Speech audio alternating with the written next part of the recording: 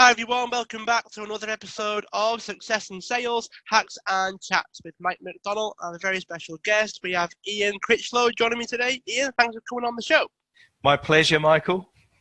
And Ian is ActionCOACH UK co-founder, which is all to do with network marketing, but based on business and business coaches. So I thought we'd dive into your story today. Ian, could you share with us a bit about yourself? So where you were born and what it was like for you growing up? Yeah, excellent. So look, I was born in Chelmsford, Essex, to Yorkshire parentage. So, pretty much had Billy Bremner nappies and the best dribbler in Ellen Road bib. And it was interesting going to school in Chelmsford, Essex as a Leeds United fan, as you can imagine. And what I loved at school the most was sport and art. And as a 15-year-old, I wanted to do an A-level in art and go on to St Martin's School of Art in London. But as a 15-year-old, I needed to put some food on the table, some money on the table. And so I had a chat with my brother, who's 9 years older than me, about what I should do. He gave me some great advice. He said, get a job in sales because, if you learn how to sell, then you can get whatever you want. So I applied for some sales positions. Slight challenge. They asked me if I had a driving license at 15. I didn't. So that didn't go anywhere at the time. But had a chat with my big sister, 5 years older than me, and she said she was enjoying things at NatWest Bank and I should apply to the High Street Bank. So I sent off my letter and got an interview with Lloyds Bank up in London, and they gave me a job over in their High Street Chelmsford branch, which was quite an interesting experience. I turned up on my push bike with this off the peg suit that didn't really fit me, and got shown the machine room to do some processing of debits and credits and the filing. And the next day I went into the manager's office and said, look, I've been thinking about this and I'm pretty certain we could build some robots to do my job. And you could use my talents and skill and intellect more profitably in the bank. In the afternoon, the supervisor called me in for a one-to-one chat, and I got an official warning for calling the bank manager John rather than Mr. whatever he was called. So I wasn't going down particularly well in the bank. No. Unsurprisingly, I failed my 3-month probation period. They decided to give me another 3 months to prove myself at Shenfield and Hutton branch, and another 3 months of me. They sacked me. So, one snowy evening in Shenfield and Hutton, I left that branch with my tail between my legs, not knowing what I was going to do, and started looking for a job. Managed to get a job in the accounts department at Pitman Publishing in Covent Garden, where I was surrounded by really nice things, nice bars, restaurants, shops, cinemas, theatres, and I was earning the princely sum of £5,000 a year, which didn't leave a lot after my commute from Chelmsford. So fairly quickly figured out that if I qualified as an accountant, I'd at least quadruple my pay. And as luck would have it, we published the books for accountancy. So I got a friend in the warehouse to get me the books, and I studied them and entered the exams. And 21 years of age, I think I became the youngest chartered management accountant in the world, because most people are kind of starting their accountancy studies at 21. I finished at that age, and I did get a decent wage. I found accountancy quite limiting. I was very interested in marketing. I applied for a job in marketing in the Pearson Group, which I was in. They said it was against union laws for somebody to take a pay cut, so they couldn't give me the job and allow me to learn it from the bottom upwards. Kind of frustrating. But last 4 years in the Pearson Group, I got an interesting job and became a founder member for the Direct English franchise, and we helped franchise that and put it into 10 countries around the world. which was quite exciting. Then we got a new chairman, and I got a big learning, which is there's no such thing as a job for life. No.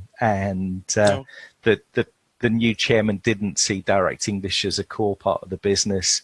He sold it to the Linguaphone group, and I got made redundant. So again, I'm leaving the building with my tail between my legs. I was in bits, actually. I loved it there, and literally crying my eyes out.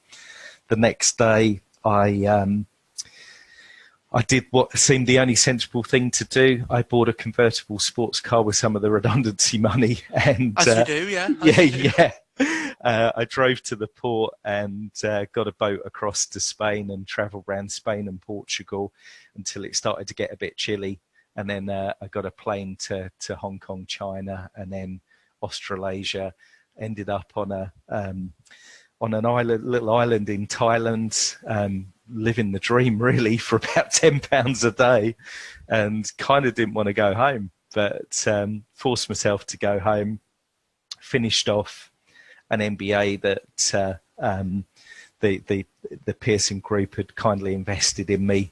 Did that sort of full time for 6 months, and then started looking for a job, which coincided with Action International, as they were called then, the ActionCOACH franchise, arriving in the UK, and they advertised for a general manager in the London Evening Standard. I bought that newspaper once that year. It was the only advert they placed on that day, and I read the advert. I thought it had my name on it. So did a couple of hundred other people. So it was quite interesting turning up at a group interview with a couple of hundred people. They managed to put off half of them in the first half. So I'm thinking half-time, back from half-time, great. I've only got 99 people to beat to get this job. And I loved the sound of it. So I was thrilled when I got told that I'd got the position, and started as general manager. I thought it was just going to be a job, pretty decent job. But I got to go on the franchise's training program for new franchise partners as general manager. And literally after 2 days, the morning of day 3, they did an exercise which I'd encourage everybody to do, which is to stop and think of what you'd like people to say in your epitaph, what they'd like, how you'd like your gravestone to read at the end of your life. That's got to be one way of adding the motivation in, wouldn't it? That'd be something that would definitely, like the fire underneath you. So, how would you like to be remembered? Oh yeah, thanks for that, Action Coach. I appreciate that. That's pretty nice to bring it to the front of your mind, anyway. Yeah, seriously, and I'd never thought about that before, but I found myself writing, 10th of May 1969 to the 11th of May. The 2069, here lies Ian James Christelow. Because of what he did, every business owner in the UK was aware of the cure for the cancer that would probably kill their business otherwise. And I made a decision then and there that I was going to get more involved than being a general manager, and I was going to buy one of the regions in the UK the rights to award the franchise in East Anglia and support franchise partners in East Anglia. So I sold my house, I sold my car, my beloved convertible sports car. I cashed in my life savings. I raised half the money, and I went to the major banks to borrow the other half of the money that I needed. And they laughed me out the door and said, look, we'll give you a bank account, but we wouldn't even give you a £500 credit card, which is kind of interesting because pretty much all of those banks are now partnered with ActionCOACH UK wide. It's gone full circle, I'm pleased to say. But, luckily for me, my brother was more deeply scarred by what happened to my dad. You see, I didn't feel I had a choice because, in the 1960s, my dad had a successful advertising agency in Harlow, Essex. In the 1970s, because he hadn't formed money mastery in his business, he didn't have an action coach. Business coaching didn't exist in the 1970s. No. He made a basic business error. He allowed one of his clients to owe him a huge amount of money, and that client was a mail order company. In the 1970s, there was a lengthy postal strike. They went under. They couldn't pay my dad's business a single penny of that debt. My dad lost his business. He lost his livelihood. He lost his ability to pay the mortgage. And because of the stress and strain that caused at home, my mum packed her bags and left. And I was the little boy who ran down the driveway and battled with my mum through floods of tears, and somehow managed to persuade her back into the family home. My brother was, the kid with multiple paper rounds, and, finished his last paper round and collected glasses in the local pub to put food on the table because, he needed to. So my brother, even more deeply scarred by that experience, when he looked at what Action International had developed to help businesses and business owners like my dad, it was a pretty easy decision for my brother, even though he's a cautious person, very risk averse. He put in half the money to get started in East Anglia, thank goodness, and we got going. So it was just me, but I made a very big decision day one, which has served me really, really well, and that was to hire the best I could, to hire somebody that was better than me. And on my MBA program, the absolute star on that program was a young woman called Sally Thorne, and I managed to persuade Sally to come and take the job as our first business development manager and help with marketing the franchise opportunity and help with I guess selling the franchise opportunity as well. So I couldn't have done it without Sally. It was challenging, to say the least. I think the second early lesson that we got there, Mike, was it took us 4 months before we found somebody that was, and you have to bear in mind, business coaching didn't exist 2001, 2002. And, for somebody to get started back then, it was a £45,000 plus VAT investment, plus some working capital. So it was pretty significant. Yeah. Mm-hmm. And we're looking for them to buy a franchise in not only a franchise that had zero track record in the UK, but the business coaching profession didn't even exist. As great as Sally was, it took her 4 months to find somebody that was willing to invest that sort of money. I interviewed that person face to face. I got 20 minutes into the interview. I didn't think they had a great chance of being successful, and they were so keen they'd already paid for the franchise. I gave them their check back then and there. I gave them their money back. We hadn't made a sale, and I gave them their money back, and which was, in the context of it, it was a bold decision, but it was definitely the right decision because, I think you have the wrong people in the marketplace, then very quickly your reputation's gone, and I believe your reputation's like your virginity. You only lose it once. It's pretty unlikely that's ever going to be restored. So, I fancy making that the same as losing your virginity. So I think it was the right decision. I didn't have big enough kahunas to tell my big brother that I just turned down 45 grand, but he knows now, so that's good. And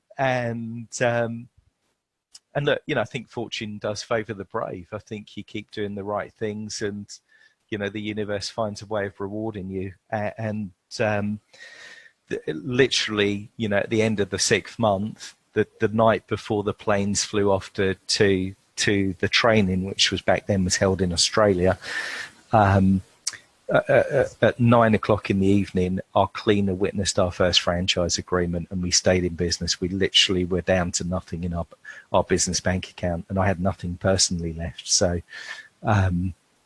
so it was pretty close, but I'm pleased to say it's gone well since that day in 2002, and we've got over 200 franchise partners in the UK, and as you know, Mike, the Elite Franchise magazine published their top 100 every December. We've climbed to the ranks of number 8 in the UK. There are about 1,000 franchises in the UK. Just to put that in context, McDonald's are at number 6, Subway at number 7. And then you. Yeah, just a touch, yeah. And currently we're in the final 3 for the UK's best B2B franchise. So nice. We'll find out whether we've won that in December. So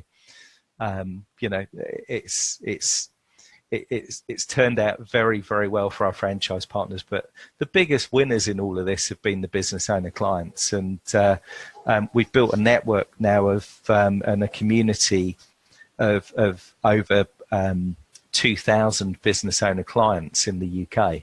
And I think, in terms of your show, probably where I can help your audience and add the most value is just sharing some of those keys to building a winning team, and some of the basic principles that have created that outcome, that result. I think that is probably worth moving into. But I guess before we do that, one of the things that I would like to backtrack to, if you don't mind, is the job. The actual interview process. You turned up for the Action Coaches, franchise. The interview at the time, was it the general manager, right? It was you going in for the general manager position, and there was hundreds of people, and you managed to get it in the end. Has anyone explained to you or talked you through about what made you stand up from those people? Yeah, absolutely. So. Brad Sugars, the global founder, the genius behind our IP, our intellectual property, and I don't like the word genius. I think it's overused, but read his 16 books on business and tell me he's not a genius. It's when it comes to business. So he looked at all the applicants that applied from that group interview, and he made the call that I'd made most of my mistakes in franchising on somebody else's payroll, i.e. the Pearson Group. I'd learned a lot about what to do right in franchising. I'd learned a few things about, what not to do in franchising in the 4 years that I was helping them to build their international franchise. So that was the bit that made him, choose me for the role. Right, cool, yeah. So it's almost like you made all your mistakes. Now we can start doing all the successes. Believe me, I've made a few mistakes since, but I'm sure you have. Touch wood, nothing fatal, so we're all good. Yeah. As long as you don't make them twice, that kind of helps, doesn't it? Yeah, that seems to be the common theme about people. Is as long as you don't make the same mistake twice, we're good. You can make it once, but learn from it, move on. Right? Come on, you can't just stay doing the same mistake over and over again. And absolutely. And Brad always says I'm more successful in business than most people because I've made more mistakes than most people. Yeah, it's almost like the old sort of saying is that successful people have failed more times, unsuccessful people have tried. So that seems to be a common theme anyway. So you seem to have the six keys, right? That seems to be one of the things that you actually do is have six keys to a winning team. Now, network marketing and all those things that you specialize in tend to be built on people, tend to be built on, teams of people working together. So talk us through what the six keys are. Yeah, so in terms of building our franchise, if you look at any team, any successful team, whether you're looking at Man City, like we're based in Leicester at the moment, Leicester City, the tragedy of the chairman, but that happened at Leicester City, the success that they had, because they had a strong leader. So the number one key to winning team is strong leadership, and the strong leadership isn't just from the top person; it's from everybody in the organisation. Everybody needs to turn up and be a strong leader, and do the right things, and just little decisions like the one that I had to make on choosing to turn down that first person that wanted to buy the franchise. It takes strong leadership, and that wasn't happening in other parts of the UK, by the way, at the time. So that helped us stand out a little bit in East Anglia, and we had more success in East Anglia than the other regional master licensees were having at ActionCOACH, and ultimately that's enabled me and my partner Julie Wagstaff to invest over £5 million buying up the rights to award the franchise and support franchisees, franchise partners in the whole of the UK. And I definitely think it stems from strong leadership. So I have to remind myself, of course, on a daily basis on that, and I have to turn up as a leader. Yeah. The second one is, there needs to be a common goal. If you've got a common goal, everybody's shooting in the same direction. And every decision within the organisation becomes easier, doesn't it? It's like, is it moving us towards our common goal or not? Yeah. And our common goal hasn't changed since I wrote my epitaph, my gravestone. It's to make sure that every business owner in the UK is aware of the best business growth system in the world. And the sad reality at the moment is 9 out of 10 business owners will lose their business inside the next decade. The real tragedy of that is just under 5% of business owners know this system exists currently. So we have to massively change that. Yeah, we've come a long way in 17 years, but there's less than 5% recognition of what it is ActionCOACH does. So we've got a big job to do over the course of the next 10, 20 years. But everybody on my team knows that and understands that. And so every decision, it's like, okay, so how can we increase the likelihood of making more business owners aware of what it is we do? Because I can sleep at night if a business owner decides not to hire an ActionCOACH. I can't sleep at night with so well when businesses are going out of business and having the experience that my dad had, and they didn't even know that there was something that would have helped them. Yeah, that makes sense. What's number three? Number three, rules of the game. To be successful in sport, business, whatever, you've got to have very, very clear rules of the game. And if you look at the ActionCOACH 14-point culture, which you just Google ActionCOACH 14 points of culture, you'll find it straight away. It's very, very clear rules of the game. And it's literally is our rules. If something goes wrong in our business, the first place we look at is what happened and compare it to the points of culture. And I don't think I've ever come across something that's bad that's happened in our business where we haven't been able to see, like, okay, so look, if we'd followed those rules, that wouldn't have happened. It's breaking them is always the cause of bad things in our business, and we are human beings. Yeah. So, we do fall down from the culture occasionally, but the culture, these rules of the game are front, right, and center of everything that we do, and everybody's clear on how they are and how they need to operate and play the game. So we have that. If you like, it's a loose, tight culture. So the pitch is clearly defined. That's very, very tight. That's our points of culture. But on the pitch, people have freedom to express themselves and bring their skill, their talent, their intellect to how they play, their decision making to how they play. But the rules don't change. The rules are tight. That's that huge part of it. Huge part. It seems like the rules they're almost like something that I like to call creative constraints, if you will. So they're kind of like rules and restrictions, but they're actually able to bring out the best of you rather than otherwise. So one of the things that I do like to sort of say is, like, if you've got all day to do something, it'll take all day. But if you restrict yourself to an hour, 9 times out of 10, you'll do whatever it takes so that it takes an hour rather than taking all day. So it's one of those things that, we've got rules, but they're designed to actually benefit you or help you as opposed to hinder you. So, I quite like that. What's number 4? Absolutely. Spot on, Mike. And you're right. I mean, our team members aren't checking, is this okay? They've got the rules of the game. They know it's okay. For sure. So very, very empowering.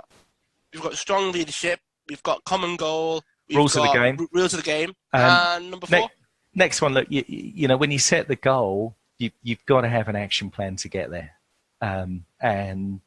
We continually need to update that. It's actually a huge mistake that business owners make. Huge mistake. I'm very lucky these days because our business planning is very, very easy. But the simple reality of it is we brought Brad Sugars over for a tour of the country last October, and he played our local venue, the Leicester Tigers Stadium, and there were a couple of hundred business owners in the room, and he asked the room, who's currently got a 5-year business plan that they're working on for their business, and be lucky if there were like 10 hands that went up. So what Brad's done, he's because he's become so skilled and knowledgeable how to build a business and increase its value. Over the years, he's bought, built, and sold dozens and dozens of businesses. So at any point in time, he has a lot of work to do in terms of generating a really good business plan. So what Brad did a few years ago was he commissioned the best person he knew in terms of IT capability, a guy called Nick Clark in Australia, to develop a software and write a software to make developing his 5-year business plan for each of his businesses a much more time effective process, a much quicker, better process. And he started using that on his own businesses. And of course, he then thought, well, hang on a minute, this would help every business owner. So he's turned that into a business service in its own right. It's called Profit Plus. I think it's fantastic.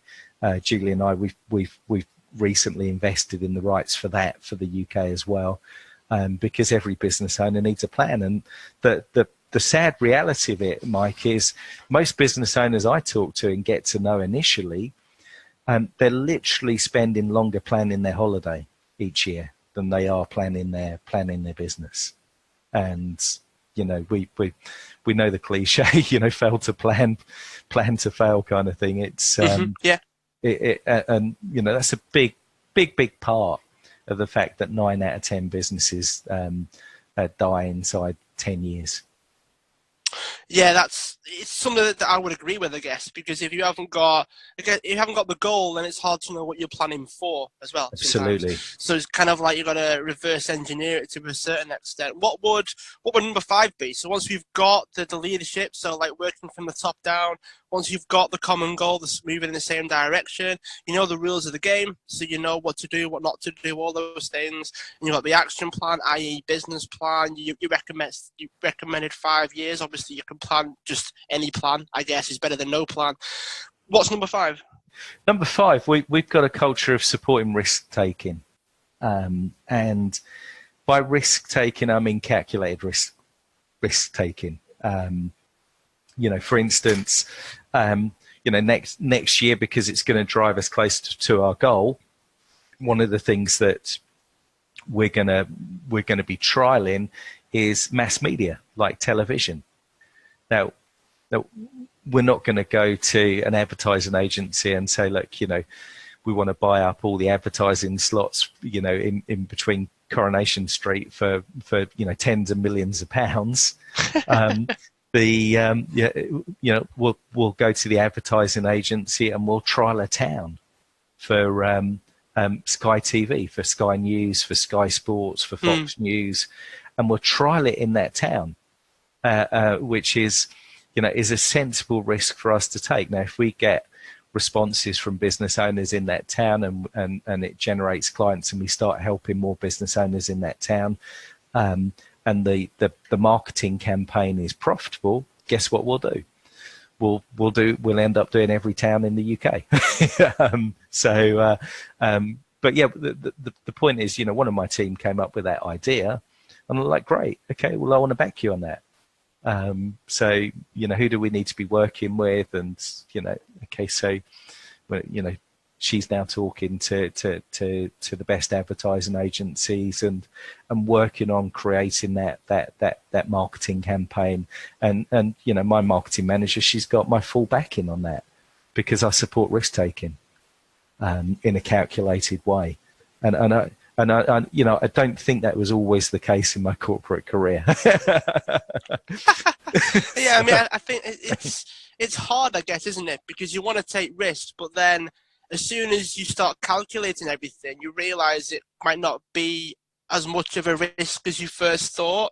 So then you start thinking, well, is it risky if it's calculated? And it starts to be that kind of push and pull inside your own head. If you plan it all out and you figure it out, it's like, well, is that really a risk, or can I go bigger? And then you start sort of challenging yourself, because sometimes things feel like risks, but as soon as you actually calculate them and figure everything out, I think, oh, maybe I can just do it, and it's a bit less of a risk. So I quite like that analogy, but then there is that push and pull inside your own brain of, is it a risk if I've actually thought it all out and planned it all? So what are your thoughts on that? Yeah, look, I think you're spot on, Mike, and I think there's two more principles that are at play here. One is to test it in a small way, and measure the results, and obviously if it doesn't work, scrap it. If it does work, scale it up. I think the second one is take the risk when the odds are in your favour. So if the upside is a lot more than the downside. Yeah. If you've got a more than 50% chance of winning and you keep taking those kind of risks, then it plays out to a very profitable outcome. Yeah, quite like that. All right, so we've gone through 5 of them so far. So what is the final one? 100% involvement and inclusion. You can't do this without great people, and you need to involve everyone. Absolutely involve everyone and give everybody the opportunity to participate. We have a very simple teaching in Action. It's 100% participation. You give 100% and you get 100% back. It's not a sliding scale. No, it's not. I turned up in a half-hearted way, with regret when I look back at it, to Lloyd's Bank, and I got a lot less than 50% from my 6 months experience at Lloyd's Bank. So I'm sorry for that, Lloyd. So I didn't give you my best, and I didn't get much out of it either, which is fair enough. yeah, that culture, if you like, of 100% involvement, 100% inclusion, I think is very important to, everybody in my team. We've got over 50 people just in our support team in the UK now for our franchise partners. They know the direction we're headed in, and they're, we're regularly communicating. We send out a very detailed email every week to every single team member in our support team, every single team member in our community of franchise partners. So, everybody knows what's going on, the direction that we're going in, and everybody has the opportunity to help achieve the ultimate goal and play their part. Well, those 6 do seem reasonably straightforward. I mean, thanks for sharing all 6 of those, Ian. I appreciate that. We've gone through the story. We've gone through how to create a winning team. We've gone through all the principles that are involved with that. And if those of you that are listening, maybe you missed out a couple of things, I would recommend you go back, because I've made tons of notes. I have the benefit of listening in live, but you guys can obviously re-listen to it, go back and listen to it again, make sure you make loads of notes, because I'm actually not going to ask you to summarize everything, Ian, because I think that would probably spoil it for people that have listened to the whole thing and are making notes.